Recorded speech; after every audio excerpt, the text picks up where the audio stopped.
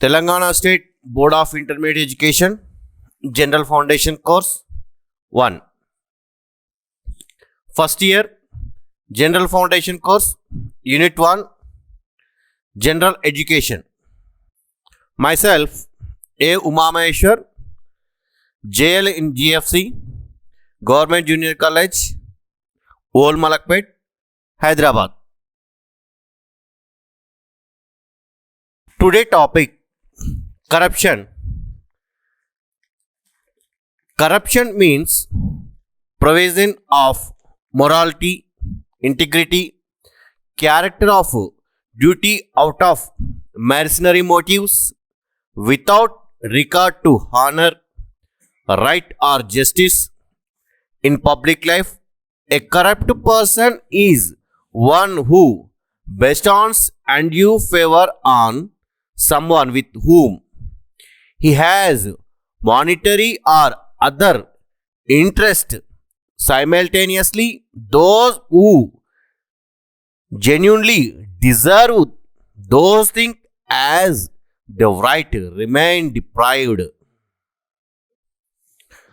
తెలుగులో అవినీతి అనగా నీతి, న్యాయం, హక్కులతో సంబంధం లేకుండా వక్రబుద్ధితో అక్రమధనాన్ని ఆశించి విధి నిర్వహణ చేయడాన్ని అవినీతి అంటారు. అనగా ప్రభుత్వ ఉద్యోగి అతను చేయవలసిన పనికి ప్రభుత్వం అతనికి జీతభత్యాలు ఇస్తాయి. కానీ ఆ ఉద్యోగి డబ్బు సంపాదన దురాశతో అతను చేయవలసిన పనికి ఇతరుల వద్ద డబ్బును వసూలు చేయడాన్ని ఆ ఉద్యోగి యొక్క అవినీతి అంటారు.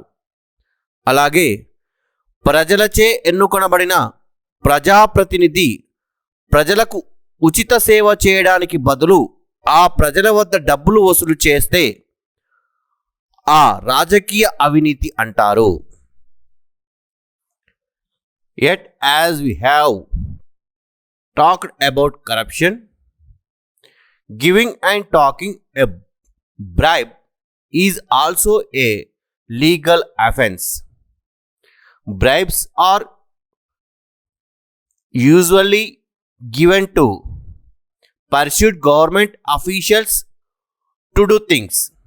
According to the Black Legal Dictionary, bribery is defined as a crime in any form. Bribes can be in the form of money or gifts.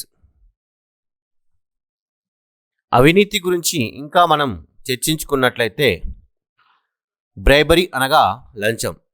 లంచం ఇవ్వడం, తీసుకోవడం కూడా చట్టరీత్యా నేరాలుగా పరిగణించబడతాయి. లంచాన్ని సామాన్యంగా పనుల కోసం ప్రభుత్వ అధికారుల్ని ఒప్పించడానికి ఇస్తారు. అనగా కొంతమంది తన అవసరాలను త్వరగా తీర్చుకోవడానికి ప్రభుత్వ అధికారులకు డబ్బు రూపంగా లంచాన్ని ఇచ్చి ఆ పనిని త్వరగా నిర్వహించుకోవడానికి ప్రయత్నం చేస్తారు.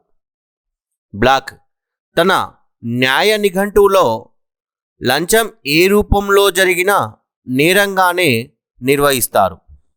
లంచం డబ్బుల రూపంలో కానీ లేదా బహుమతుల రూపంలో కానీ ఉంటుంది. అంటే బహుమతి అయినా డబ్బు అయినా ఏది ఏమైనప్పటికీ అక్రమంగా తన పనిని నిర్వహించుకోవడానికి ప్రయత్నంలో ఈ యొక్క బహుమతులను ఇచ్చినట్లయితే అది అవినీతిగా పేర్కొంటారు అని బ్లాక్ తన న్యాయ నిఘంటువులో పేర్కొనడం జరిగింది. Stephen de Morais, a professor of politicals, wrote that political corruption is the illegal use of public power to benefit a private interest. రాజకీయ గురువు అయిన స్టీఫెన్ డి మొరైస్ రాజకీయ అవినీతి అనేది ప్రజా ప్రయోజనాన్ని చట్టవిరుద్ధంగా ప్రైవేటు సంస్థల ప్రయోజనాలకు ఉపయోగపడుతుందని రాశారు. అనగా రాజకీయ నాయకులు ప్రజలకు ప్రయోజనం చేకూరే పనులను చేయాలి. కానీ కొంతమంది రాజకీయ నాయకులు కలిసి చట్టవిరుద్ధంగా వారి ప్రైవేటు సంస్థలకు లాభం చేకూరే పనులను చేస్తున్నారు. ఇలా వారి సంస్థలకు ప్రయోజనం చేకూరే చట్టాలను తయారు చేస్తూ వారు అధిక మొత్తంలో డబ్బును సంపాదిస్తున్నారు. దీనినే రాజకీయ అవినీతి అని స్టీఫెన్ డి మొరైస్ పేర్కొనడం జరిగింది. World Bank economist Daniel Kaufmann extended the concept to include legal corruption, in which power is abused within the confines of the law, as those with power often have the ability to make laws for their protection. The effect of corruption in infrastructure is to increase cost and construction time, lower the quality and decrease the benefit. ప్రపంచ bank ఆర్థికవేత్త అయిన Daniel కఫెన్ చట్టపరమైన అవినీతిని గురించి వివరించాడు. దీనిలో అధికారం చట్టపరిధిలో దుర్వినియోగం చేయబడుతుంది. ఎందుకంటే అధికారం ఉన్నవారు వారి రక్షణ కోసం చట్టాలను రూపొందే సామర్థ్యాన్ని కలిగి ఉంటారు. ఆ చట్టాలను ఉపయోగించుకొని అవినీతికి పాల్పడతారు. దీనివల్ల ప్రభుత్వానికి ఖర్చులు మరియు నిర్మాణ సమయం పెరుగుతుంది. దీని ప్రభావం వల్ల నాణ్యత తగ్గుతుంది మరియు ప్రయోజనం తగ్గుతుంది. అనగా చట్టపరమైన అవినీతి అనగా రాజకీయ నాయకులు చట్టాలను చేసే సామర్థ్యాన్ని కలిగి ఉంటారు. వారు ప్రజలకు ప్రయోజనం చేకూరే చట్టాలను తయారు చేసినట్లయితే ఆ దేశాలు అభివృద్ధి చెందుతాయి. కానీ చట్టాలు తయారు చేసే రాజకీయ నాయకులు వారి సొంత వారి సొంత సంస్థల అభివృద్ధి కోసం చట్టాలు తయారు చేసినట్లయితే వారి యొక్క ప్రైవేటు సంస్థలు అభివృద్ధి చెందుతాయి. కానీ దేశ రాష్ట్ర అభివృద్ధి కుంటుపడుతుంది. అదేవిధంగా ప్రభుత్వానికి అధిక ఖర్చులు పెరిగి ప్రజలకు పన్నుల భారం పెరుగుతుంది అని, ఆ విధంగా ప్రజలు ఆర్థికంగా అభివృద్ధి చెందలేరు అని ప్రపంచ బ్యాంకు ఆర్థికవేత్త అయిన డేనియల్ కఫెన్ పేర్కొనడం జరిగింది. Yet as we have talked about corruption, giving and taking a bribe is also a legal offense. Bribes are usually given to pursued government officials to do things. According to the Black Legal Dictionary, bribery is defined as a crime in any form. Bribes can be in the form of money or gifts. భారతదేశంలో అవినీతి ఒక ప్రధాన సమస్య మరియు దేశ ఆర్థిక వ్యవస్థను ప్రతికూలంగా ప్రభావితం చేస్తుంది. భారతదేశంలో ట్రాన్స్పరెన్సీ ఇంటర్నేషనల్ నిర్వహించిన సర్వేలో 2005 అధ్యయనంలో 62% కంటే ఎక్కువ మంది భారతీయులు లంచాలు చెల్లించడం లేదా ప్రభుత్వ కార్యాలయాల్లో విజయవంతంగా ఉద్యోగాలు పొందడానికి లంచాలు ఇచ్చారు అని ఈ సంస్థ పేర్కొంది. 2008 అధ్యయనంలో 40% మంది భారతీయులు లంచం చెల్లించిన అనుభవం ఉన్నట్లు నివేదించబడింది. అనగా దేశ ఆర్థిక వ్యవస్థ క్షీణించడానికి మనలాంటి దేశాలలో ఈ అవినీతి ప్రధాన సమస్యగా ఉంది. ట్రాన్స్పరెన్సీ ఇంటర్నేషనల్ నిర్వహించిన సర్వేలో 62% కంటే ఎక్కువ మంది లంచాలు ఇచ్చి ప్రభుత్వ కార్యాలయాల్లో ఉద్యోగం సంపాదించారు అని ఈ సంస్థ పేర్కొంది. అదేవిధంగా 2008లో 40% కంటే ఎక్కువ మంది భారతీయులు లంచాలు ఇచ్చి ప్రభుత్వ ఉద్యోగాన్ని పొందారు అని ఈ సంస్థ పేర్కొనడం జరిగింది.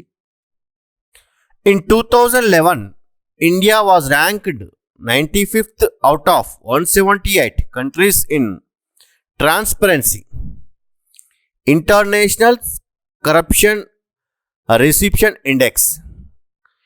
If two or more persons meet together and start talking about the present society of India, they soon come to the conclusion that every system, every institution of India is infected with corruption. Corruption has become so common in public life that people are now aware to thinking of public life without this phenomenon. World Bank economist Daniel Kahneman extended the concept to include legal corruption, in which power is abused within the confines of the law, as those with power often have the ability to make laws for their protection. The effect of corruption in infrastructure is to increase cost and construction time, lower the quality and decrease the benefit. Causes of corruption. 1. It is a poisonous circle starting from selfish politicians, come down to higher officials to the lowest bureaucrats. Second one, the general people who elect the corrupt people as their representatives and expect special favors from them. అవినీతికి గల కారణాలు. 1. ఇది స్వార్థ రాజకీయ నాయకుల నుండి ఉన్నత అధికారుల నుండి అత్యల్ప అధికారుల వరకు ప్రారంభమయ్యే విషవృతం. అనగా అవినీతి అనేది క్రింది స్థాయి ఉద్యోగుల నుండి పై స్థాయి ఉద్యోగుల వరకు అవినీతి విస్తరించి ఉంది. మరియు అభివృద్ధి చెందుతున్న మనలాంటి దేశాల్లో రాజకీయ నాయకుల అవినీతి ఎక్కువ. 2. ప్రజలు తమ అవసరాలు తీర్చుకోవడానికి అవినీతి పరులను తమ ప్రతినిధులుగా ఎన్నుకుంటున్నారు. ప్రజలు కూడా తమ అవసరాలను తీర్చుకోవడానికి ఉద్యోగులకు డబ్బు ఆశ చూపి తమ పనిని సులభంగా చేయించుకుంటున్నారని అర్థం. 3rd one, some of the largest sources of corruption in India are entitlement programs and social spending schemes accepted by the Indian government. 4th one, other daily sources of corruption include India's trucking industry. There are numerous regulatory and police stop on its interstate highways. అవినీతి యొక్క విస్తృతి. పిల్లవాడు ఆసుపత్రిలో జన్మించినప్పటి నుండి చదువు, వృత్తిపరమైన అవకాశాలు పొందుట కొరకు ఖర్చు చేయవలసి వస్తుంది. అదేవిధంగా పోస్ట్మార్టం నివేదిక మరియు శ్మశాన వాటిక వరకు ఖర్చు చేయవలసి వస్తుంది. విద్య, రాజకీయ వ్యవస్థ, న్యాయ వ్యవస్థ, శాంతి భద్రతలు, రోజువారీ కార్యకలాపాల కొరకు ఏదో కొంత రకంగా ఖర్చు చేయవలసి వస్తుంది. అనగా అవినీతి ఎక్కువగా ఉన్నటువంటి దేశంలో పిల్లవాడు జన్మించినప్పటి నుండి శ్మశాన వాటికలో ఖననం చెందే వరకు ఖర్చు చేయవలసి వస్తుంది. మరియు చదువుకొనుటకు, వృత్తిపరమైనటువంటి ఉద్యోగం పొందుట కొరకు ఎంతో కొంత ఖర్చు చేయవలసి వస్తుంది. 4. భారతదేశంలో ట్రక్కుల పరిశ్రమ కూడా అవినీతిలో కూరుకుపోయింది. అంతర్రాష్ట్ర సరిహద్దులపై ఉన్న పోలీస్ చెక్ పోస్టులలో కూడా అవినీతి ఉంది. అనగా చివరకు పోలీస్ డిపార్ట్మెంట్ కూడా అవినీతిమయమైపోయిందని అర్థం. 5th one, another causes of corruption in India include excessive regulations, complicated taxes, and licensing system. భారతదేశంలో అవినీతికి మరో కారణం అధిక నిబంధనలు, సంక్లిష్టమైన పన్నులు మరియు లైసెన్సింగ్ విధానాలు. అనగా ఏదైనా ఒక వ్యాపారం చేయడానికి కానీ ఏదైనా పరిశ్రమ మొదలు చేద్దామన్నప్పుడు దాని యొక్క లైసెన్సింగ్ విధానము, అధిక నిబంధనలు, క్లిష్టమైనటువంటి నిబంధనలు కలిగి ఉన్నాయి. వాటిని తీర్చడానికి చాలా సమయం పడుతుంది. అందువల్ల ఆ అధిక నిబంధనలు, సంక్లిష్టమైనటువంటి పనులను తప్పించుకోవడానికి అధికారులకు డబ్బులు ఎరగా చూపించి త్వరగా వీరి యొక్క కార్యక్రమాలను సాధించుకుంటున్నారు. Steps to eradicate corruption. First one, a comprehensive code for ministers, members of legislature and political parties should be formed and strictly enforced. Second, judiciary should be given more independence and intensity. అవినీతిని నిర్మూలించడానికి చర్యలు. 1. మంత్రులు, శాసనసభ సభ్యులు మరియు రాజకీయ పార్టీల కోసం సమగ్ర కోడ్ను రూపొందించాలి, ఖచ్చితంగా అమలు చేయాలి. అనగా మొదట ఈ రాజకీయ నాయకులు, రాజకీయ పార్టీల అవినీతిని తగ్గించడానికి సమగ్రమైనటువంటి కోడ్ను రూపొందించి దానిని ఖచ్చితంగా అమలు చేసినట్లయితే అవినీతి తగ్గుతుంది అని అర్థం. 2. న్యాయ వ్యవస్థకు మరింత స్వాతంత్రం మరియు చొరవ ఇవ్వాలి. అనగా న్యాయ వ్యవస్థలో ఎవరి యొక్క జోక్యం ఉండకుండా ఉండాలి.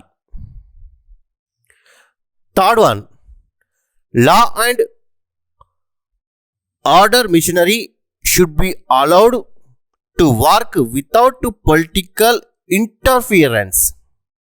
4th one, a voluntary organization at national level should be established to break the vicious circle.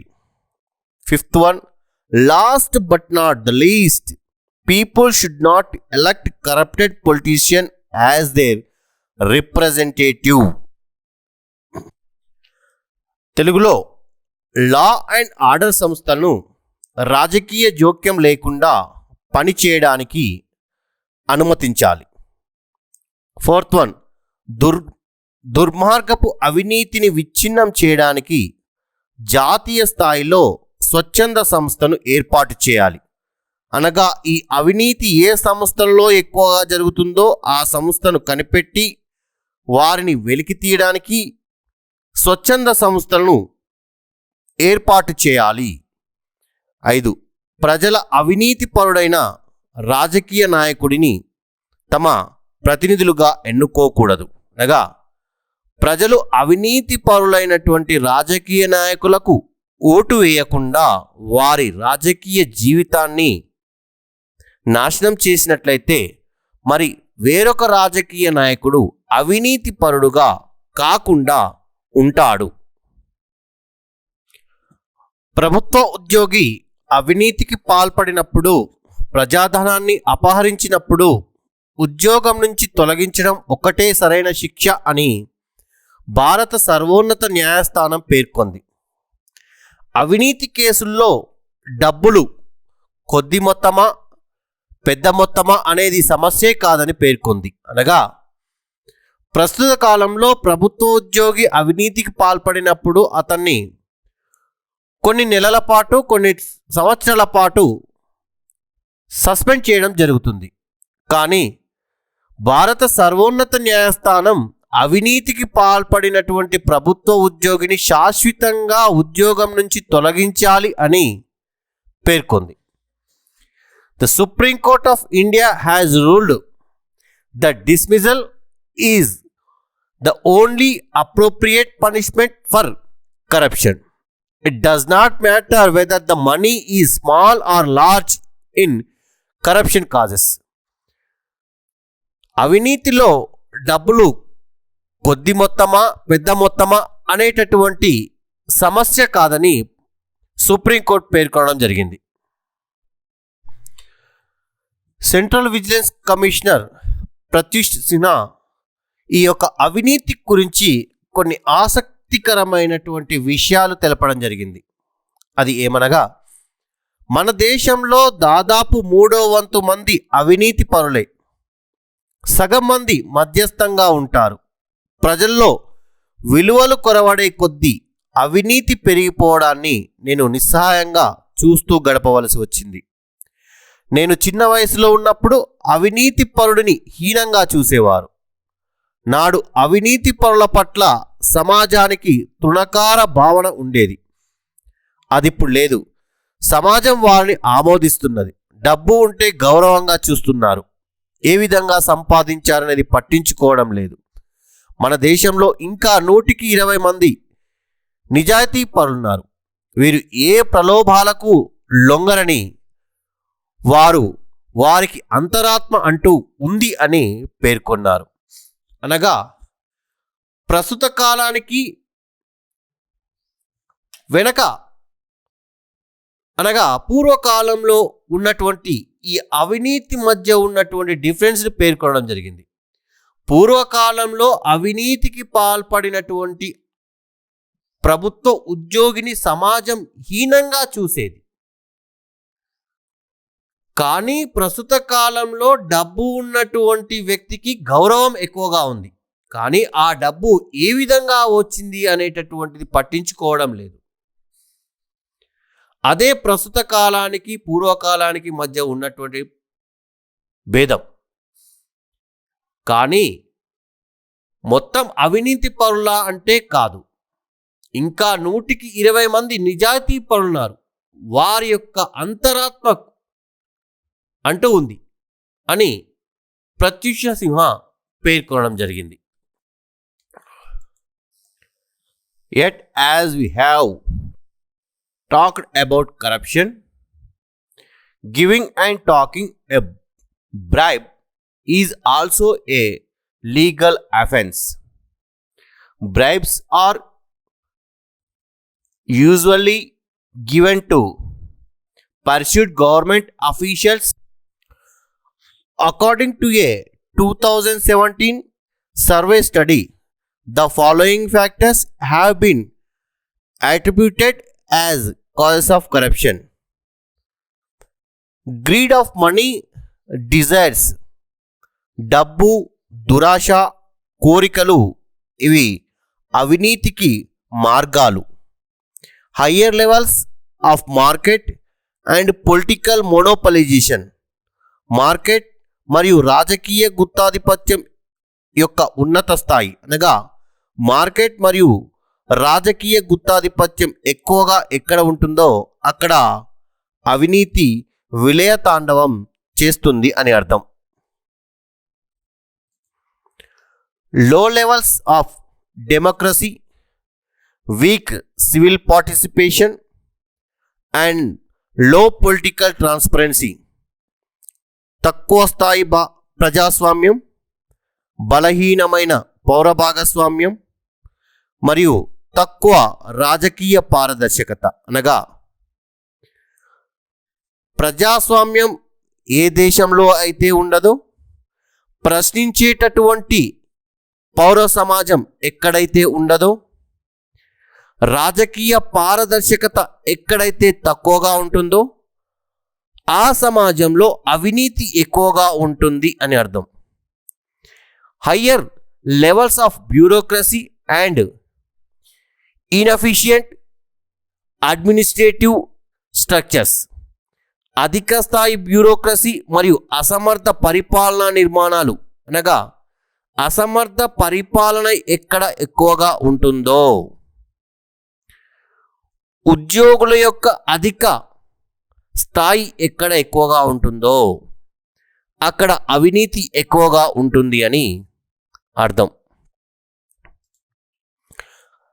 2017 survey అధ్యయనం ప్రకారం ఈ అంశాలు అవినీతికి కారణమని చెప్పబడ్డాయి. లో ప్రెస్ ఫ్రీడమ్, తక్కువ పత్రికా స్వేచ్ఛ. ఏ సమాజంలో ఏ దేశంలోనైతే ఫోర్త్ ఎస్టేట్ అనగా పత్రికా స్వేచ్ఛ ఎక్కడైతే తక్కువగా ఉంటుందో అక్కడ జరుగుతున్నటువంటి అవినీతి అక్రమ విషయాలు సమాజానికి కనపడకుండా ఉంటాయి. అందువల్ల అక్కడ ఎక్కువగా అవినీతి ఉంటుంది. లో ఎకనామిక్ ఫ్రీడమ్, తక్కువ ఆర్థిక స్వేచ్ఛ.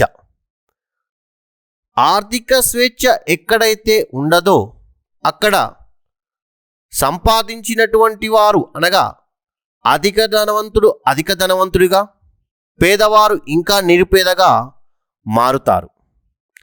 Large ethnic divisions and high level of in group favouritism, పెద్ద జాతి విభజనలు మరియు అధిక సమూహ అనుకూలత.